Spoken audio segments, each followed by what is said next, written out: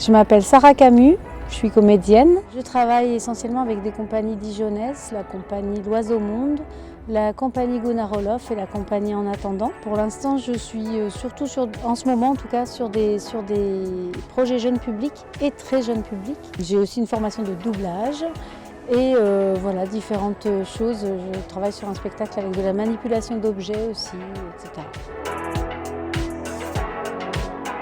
Un intermittent du spectacle. Il y a plein de types d'intermittents, il y a des techniciens du spectacle et il y a des artistes du spectacle. Pour ma part, comme je suis comédienne, je travaille pour des compagnies, pour des spectacles. L'intermittence, on va dire que c'est un système d'indemnisation du Pôle emploi pour permettre de compenser les périodes de travail qui ne seraient pas rémunérées. Par exemple, certaines répétitions, on n'a pas toujours les subventions qu'il faut pour pouvoir être payé, etc. Donc c'est surtout un terme qui permet de parler d'un régime d'indemnisation, mais sinon on est avant tout le métier qu'on fait, en fait, on va être par exemple comédien ou ingénieur du son ou éclairagiste, etc. Ça c'est plus notre métier, mais sinon intermittent du spectacle, c'est pas vraiment un métier. Alors le métier de comédien, on interprète des rôles et on travaille avec un metteur en scène en général qui va prendre les décisions de mise en scène et de direction du spectacle. Et après, le métier de doubleur, ça consiste à être comédien, mine de rien, et à travailler à partir du travail de quelqu'un qui travaille dans une autre langue. Ou alors, après, on peut doubler aussi des dessins animés, faire du doublage pour les jeux vidéo, etc., etc. Mais il faut être comédien avant tout aussi pour ça, parce qu'on a besoin de bouger. Alors on bouge un peu moins, que c'est pas tout à fait le même travail qu'un comédien qui va travailler soit pour le cinéma, soit pour le théâtre, et c'est un petit peu différent.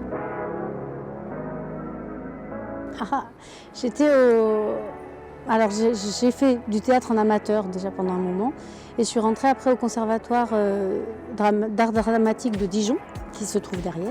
Enfin voilà, après j'ai fait plein de formations en formation continue, dont ma formation de doublage, qui est une formation. J'ai fait des formations de chant, des formations sur la voix, des formations avec différents comédiens aussi pour aller voir des choses différentes. Voilà.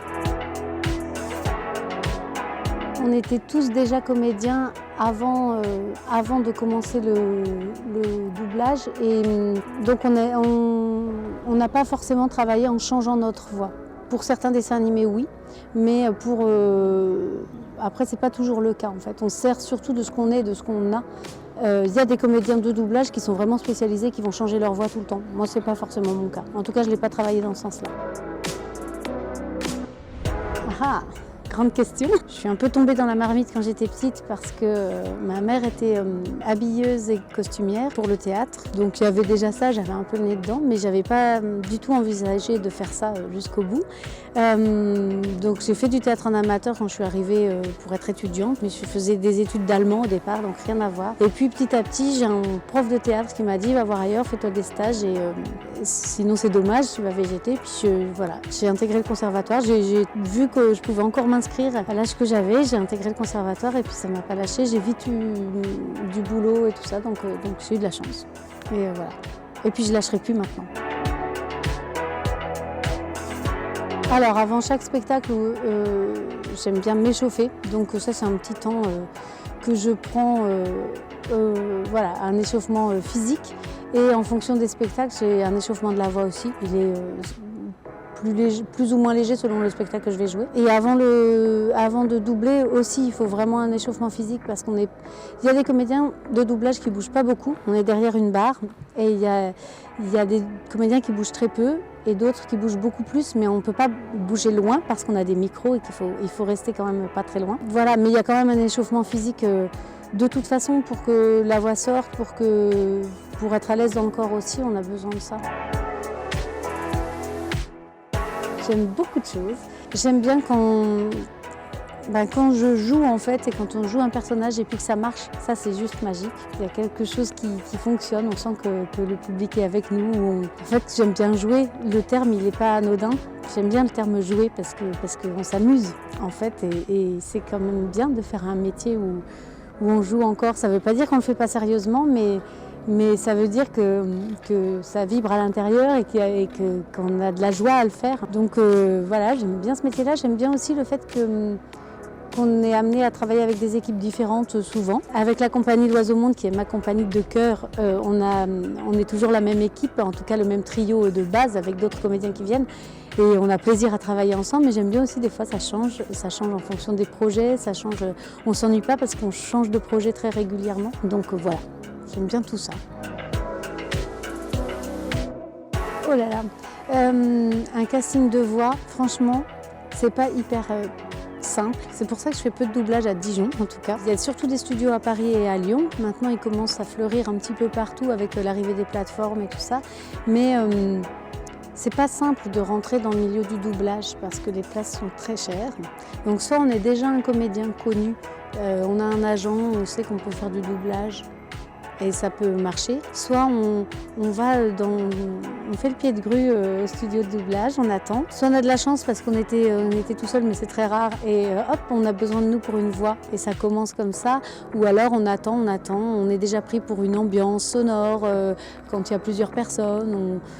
On avance petit à petit et après on va être repéré parce qu'on a une voix spéciale, parce que peut-être qu'il y a un absent un jour et que du coup on nous prend nous et après on peut rentrer dans ce milieu.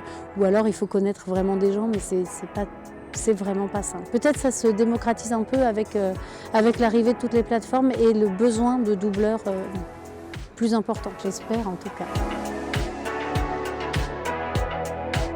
Comment ça influence ma vie quotidienne? Ça l'influence sous plein d'angles, c'est-à-dire que n'importe quel moment de vie peut être source de travail. En fait, on se nourrit de tout ce qui se passe autour et donc il faut être un petit peu les yeux ouverts ou les oreilles ouvertes à des situations, à des choses qu'on vit. Toujours. Ça peut aussi influencer ma vie, enfin dans mon rythme de vie, voilà, j'ai aussi des enfants, tout ça, et c'est quand même pas simple parce que je pars en tournée, parce que je suis pas toujours là, parce qu'on a des horaires décalés, tout ça. Donc ça influence aussi ma vie quotidienne. Mais ça nourrit beaucoup aussi comme métier en fait. Mais il y a une grande partie de mon métier aussi qui est dans l'action culturelle et dans la rencontre auprès des publics. Dans la médiation culturelle, le rapport à l'art avec différents publics. Et on a toujours des rencontres super enrichissantes et c'est vraiment génial aussi. C'est un aspect du métier que j'aime beaucoup. Franchement, ça m'est égal du moment que je peux exercer mon boulot sans... En fait, c'est pas la gloire forcément qui m'importe. Je m'en fiche un peu du moment que je peux encore faire mon travail et puis que j'ai le sentiment de servir à quelque chose. Dans le sens où quand on a une proposition artistique, c'est normal qu'elle permette au public de voir les choses différemment ou de se nourrir différemment, de servir quelque chose. Alors j'ai des spectacles qui sont pédagogiques, on va dire entre guillemets, mais c'est pas forcément le but d'un spectacle, mais ressentir des émotions, pouvoir faire vivre quelque chose au public, c'est une grosse partie de ce pourquoi je fais ce métier-là aussi, peu importe la gloire ou les gens connus, en fait. C'est comme ça. Je ne suis pas sûre qu'il soit plus accessible que des gens moins connus avec qui on peut avoir une relation plus intéressante. Je crois pas. Mais des gens qui me connaissaient, qui m'ont vu dans un film quand j'ai fait un peu de... C'était un petit rôle et oui, mais juste comme ça. Qui m'ont dit « Ah tiens, je t'ai vu dans ce film-là ». Mais voilà. Alors, j'en ai fait surtout dans le cadre de la formation, parce que j'ai peu fait de doublage après, parce que j'ai pas envie de traîner les salles de doublage, comme je disais tout à l'heure, et puis que j'ai beaucoup d'activités en région et dans le théâtre, donc je fais un peu moins de doublage. Mais sinon, j'ai doublé un personnage dans un film assez ancien, dont je ne me rappelle plus le nom. Et puis après, dans le cadre de ma formation, c'est pas des moments qui ont été retenus, mais il y avait des mangas pour adultes et des mangas anciens pour enfants. Ça, c'était très rigolo. J'ai doublé Phoebe de Friends, la sauvageonne dans Game of Thrones. Qu'est-ce qu'il y avait encore? Certains personnages En fait, je faisais surtout des filles qui pleurent ou qui ont une petite etc. Ça m'est arrivé pas mal. Comme ça, la chose, je sais plus tout ce que j'ai fait, mais voilà, on avait un panel assez assez divers, on va dire. Ouais, Phoebe de Friends, j'ai bien aimé. Ah si, et les Desperate Housewives aussi, c'était vraiment rigolo, parce qu'on se rend compte à quel point c'est écrit aussi, toutes ces scènes, en fait, et que jouer dans ces films, ça doit être assez rigolo. Si, j'ai fait la brune, je sais plus comment elle s'appelle, la brune qui est un peu plus jeune que les autres. Je sais plus, je sais pas bien comment. Ouais, c'est ça, moi je connais pas très très bien. Eh bien non, pour plusieurs, et c'est souvent le cas des intermittents du spectacle, on n'est pas en poste fixe, on n'est pas permanent quelque part. C'est pour ça qu'on a ce statut d'intermittent, pas vraiment un statut, mais voilà, donc on peut travailler pour plusieurs. Et dans mon cas, oui, je travaille pour 3 compagnies et d'autres, je travaille aussi pour la minoterie. Enfin, en fonction des projets, je peux travailler pour différentes entreprises. Dans le doublage, ça fait pas si longtemps. Ça fait 6 ans que j'ai dû faire ma formation, peut-être un peu plus. Ça doit faire 6 ans, peut-être même 5. Et voilà. Et sinon, comédienne, ça fait déjà un moment, depuis 2008, je dirais. En région, on va dire que c'est plus avec le réseau. Alors pour le doublage, c'est très compliqué, mais par contre, dans le métier de comédien, on a une compagnie, c'est toujours un peu compliqué d'accéder, en tout cas en Côte d'Or, c'est assez compliqué d'arriver à un point où on peut se faire connaître, être connu du réseau, parce qu'il y a le réseau des autres comédiens, des programmateurs, mais il y a aussi le réseau institutionnel des subventionneurs qui est très important pour nous, parce que mine de rien, tout projet ne peut pas se faire s'il n'y a pas de subvention en amont ou de préachat, mais c'est très compliqué. On sait qu'on peut avoir besoin de nous Enfin, les gens nous connaissent et peuvent nous demander pour un projet, tiens, je te verrai bien, tu viens faire des essais, etc. Et c'est un peu la même chose pour le doublage. Une fois qu'on est rentré dedans, on connaît les voix. Chacun a on peut se faire connaître aussi parce qu'on fait des pré-enregistrements de nos voix, des exemples, et puis on peut envoyer aussi tout ça. Et les gens, en fonction de la voix, en fonction de ce qu'on a fait, peuvent nous proposer des choses. Pouvoir continuer encore un moment parce que mine de rien, on ne sait jamais à quelle sauce on va être mangé. C'est pas un métier qui est dans la stabilité. On peut vraiment pas le dire en fonction des différents projets, de comment ça marche. Si on a un spectacle qui tourne bien, mais qu'une personne, je sais pas, s'il lui arrive quelque chose ou qu'elle change complètement de direction, le spectacle peut plus marcher ou il faut trouver un remplaçant, ce qui est pas toujours possible selon les spectacles. Donc ça, voilà. Donc déjà pouvoir continuer pendant un moment, il y a toujours un moment, surtout pour les filles, où il y a moins de boulot, vers 50 ans par là. Ça peut, avant d'être complètement vieille. Et là, on retrouve un peu de boulot parce qu'il y a moins de vieilles qui jouent. Mais il y a toujours un petit moment où c'est compliqué quand même, je pense. Pas pour tout le monde, hein. Et puis ça dépend comment. Mais voilà, pouvoir continuer encore un moment, ça me va. Ah, il n'y en a pas une pareille. Il n'y a vraiment pas de journée type. Aujourd'hui, par exemple, j'étais en répétition, donc je commençais à 9h, je finissais à 16h30 et on a répété un spectacle, on a repris des choses à la table, on a revu, c'est un spectacle qu'on a joué déjà depuis 2 ans, mais on ne l'a pas joué depuis juin dernier, donc cette semaine on est en reprise. Et on a retravaillé aussi à la table des intentions de jeu, des choses comme ça. Voilà, ça c'est pour cette semaine, mais la semaine prochaine on part en tournée, donc on part à 7h moins le quart, on arrive, on monte le décor, on joue 2 fois et là on joue en journée, mais il y a des moments où des fois on joue le soir. Et donc on ne dort pas forcément chez nous, il y a des semaines de tournée qui sont un peu plus loin, il y a voilà. Donc je peux pas dire une journée type parce qu'il n'y en a pas. En fait, quand on double, on apprend aussi à faire attention que ce soit vraiment collé sur aux lèvres de l'acteur, tout ça. Et c'est compliqué quand on est... quand on le voit, après on comprend vite on voit vite le décalage et c'est assez agaçant. Mais c'est une spécificité vraiment française, je crois, de ce doublage-là. En tout cas, en France, c'est très... Quand on voit les films des années 60 ou par là qui sont doublés, c'était vraiment hyper bien fait, quitte à perdre un petit peu le sens des fois, mais c'était très bien fait. Maintenant, c'est fait, on sent qu'il y a aussi une rentabilité, quelque chose qui fait que c'est fait plus rapidement, et des fois ça pêche un peu. Et puis il y a une grande demande avec l'arrivée des plateformes, il y a une énorme demande et du coup c'est pas toujours bien doublé en fonction des budgets, des différentes choses.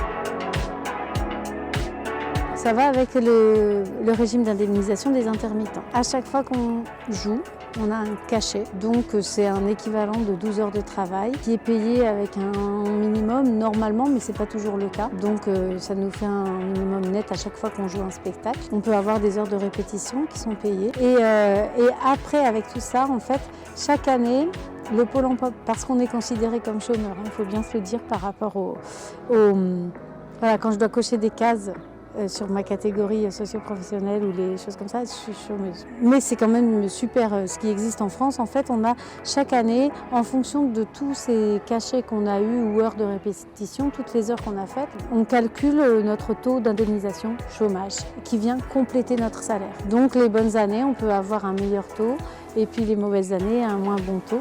En tout cas, il faut qu'on ait fait minimum 507 heures dans une année. Il y a des années où ça va bien, puis il y a d'autres années où 507 heures, c'est 43 cachets, il faut avoir joué 43 fois. C'est pas toujours le cas pour tout le monde. Depuis le Covid, moi ça marche bien, bizarrement, mais je suis aussi sur plusieurs autres spectacles, donc ça va. Ces 2 dernières années, non, mais ça c'est peut-être plus par rapport à tous les projets que j'ai acceptés, et puis il faut que enfin voilà. Personnellement, j'ai pas trop fait gaffe et j'ai vraiment beaucoup travaillé. Après, il y a des moments aussi où si on travaille beaucoup à une période, on va peut-être avoir 2 mois complètement pleins et puis après 15 jours où on n'aura rien. Voilà, c'est pas régulier. Du coup, il y a des moments où on peut trouver un peu ce temps pour la famille, pour tout le monde. Et puis sinon, on s'en arrange aussi. Je travaille surtout, c'est des horaires de journée. Moi, je vais travailler dans les écoles ou pour des enfants qui vont venir et qui vont moins voir des spectacles le soir. Donc ça m'arrange. Mais j'ai pas envie de faire que du jeune public toute ma vie. J'aime bien, mais je veux pas faire que ça. Et donc, mais ça me permet en tout cas d'avoir ce temps-là pour mes enfants. Et c'est pas toujours simple. Mes parents sont beaucoup là pour donner des coups de main aussi, pour venir les garder sur des moments où voilà, on n'est pas là. Enfin, voilà, c'est pas toujours facile. Mais ça se fait aussi. Et puis les enfants, ils apprennent aussi à savoir qu'on n'est pas tout le temps là, mais ça ne veut pas dire qu'on les oublie. Ou des fois, ils ont aussi l'occasion de venir avec nous sur certains spectacles ou des moments où on ne peut pas faire autrement. Donc on les emmène et ils apprennent. Au début, on a un peu peur que ça déborde et puis après, ils apprennent et ils savent que là, on ne bouge pas parce que ça joue. Voilà. Qu'est-ce que je dirais? C'est pas simple, il faut faire attention. C'est pas simple, il faut bien se renseigner avant, on ne peut pas claquer des doigts. Il y en a un qui claque des doigts qui arrive, où il y a beaucoup de choses aussi qu'on voit, qui font envie, on va dire, dans le côté brillant du métier. C'est bien d'avoir une solide formation, mine de rien, que le talent c'est une chose, mais la technique c'est nécessaire aussi. Je trouve ça chouette de pouvoir se former. Après, on peut se former de différentes manières. Oui, il y a les grandes écoles de théâtre, mais on peut passer par plein de biais et avoir aussi des bonnes idées qui nous font arriver. Je dirais aussi qu'il faut aller voir, voir beaucoup de films, soit aller voir des spectacles, etc. Parce que c'est des métiers quand même qui se rejoignent. La formation d'acteur, il n'y a pas qu'une formation cinéma et qu'une formation théâtre ou doublage. On a besoin de tout ça. En fait, il y a un socle commun, mine de rien. Et c'est bien quand même de passer par là pour apprendre. Et après aussi, si on veut, en tout cas, quand on veut devenir comédien, il y a aussi tout un côté administratif qu'il faut connaître un peu. Parce que dans mon cas, par exemple, le statut des compagnies, c'est un statut associatif. Quand on se lance, la compagnie, elle n'a pas toujours les sous pour avoir un administrateur, quelqu'un qui va gérer la compagnie. Donc il faut que ce soit les comédiens ou les metteurs en scène qui le fassent et savoir déposer un dossier de demande de subvention, des choses comme ça, mine de rien. C'est très important de savoir un peu comment ça marche pour ne pas perdre trop de temps.